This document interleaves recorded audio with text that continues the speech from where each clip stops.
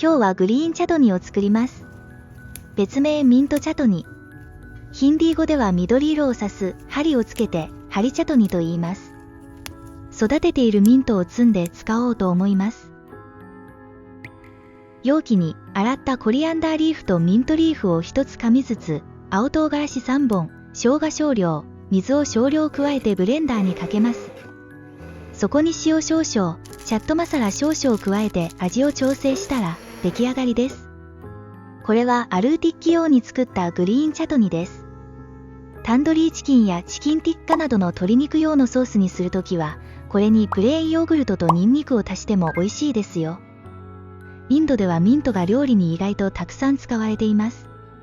本場の味を試してみたい方、ぜひ作ってみてくださいね。今回もご視聴くださり、ありがとうございました。また次回の動画でお会いしましょう。